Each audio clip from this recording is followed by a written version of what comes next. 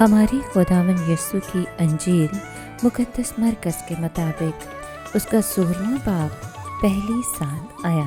उस वक्त जब सब्बत गुजर गया तो मरियम मजदली और यकूब की माँ मरियम और सलोमी ने खुशबूदार चीज़ें खरीदी ताकि जाकर उस पर मलें। और वो हफ्ते के पहले दिन बहुत सवेरे सूरज निकलते ही कब्र पर आईं और आपस में कहती थीं कि हमारे लिए इस पत्थर को कब्र के मुंह पर से कौन लुढ़काएगा। जब उन्होंने निगाह की तो उस पत्थर को लुढ़का हुआ देखा। वो बहुत ही बड़ा था और कब्र के अंदर जाकर उन्होंने एक नौजवान को सफ़ेद लिबास पहने दाहिनी तरफ बैठा देखा तो नहायत हैरान हो गईं। मगर उसने उनसे कहा, हैरान न हो, तुम यीशु नासरी अल मसलूब को ढूंढती हो। वो जी उठा है, वो यहाँ नहीं है। देखो, ये वो जगह है जिसमें उन्होंने उसे रखा था।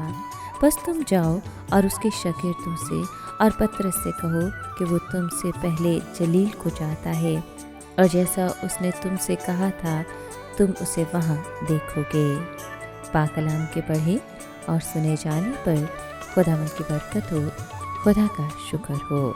अजीज दोस्तों, हफ्ते की शाम को दोनों मरियम और सलोमी ने यीशु के बदन पर मलने के लिए खुशबूदार चीज़ें खरीदी।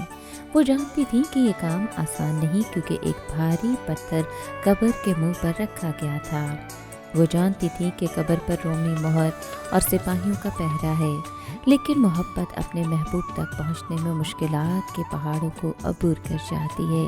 बहुत सवेरे वो कब्र पर आईं।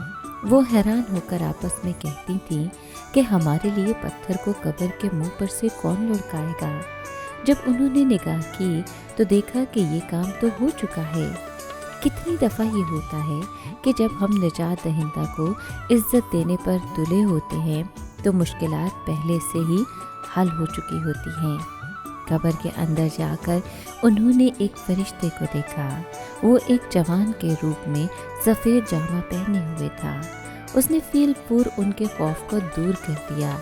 उसने उन्हें बताया कि यीशु नासरी जी उठा है और कब्र खाली है। तब फरिश्ते ने उनको यीशु के जी उठने की नकीब बना दिया। उसने उनसे कहा कि तुम जाकर उसके शागिर्दों और खास तौर पर पतरस से कहो कि यीशु तुमसे गलील में मिलेगा। गौर करें कि यहाँ पतरस का नाम लेकर खास जिक्र किया गया है। ये वही पतरस है जिसने अपने खुदावंद का इनकार किया था। जी उठे मखलसी देने वाले खुदावंद ने उसे तर्क नहीं किया था। वो अब भी उससे मोहब्बत रखता और उससे मिलने का आरज़ूमंद था।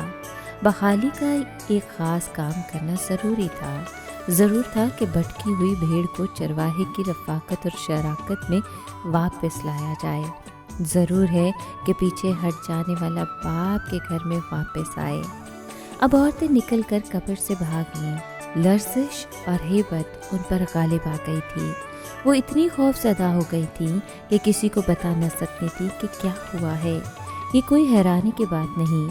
हैरानी की बात तो ये है कि वो अब तक इतनी दलेर, इतनी वफादार और इतनी जाननिसार रहीं।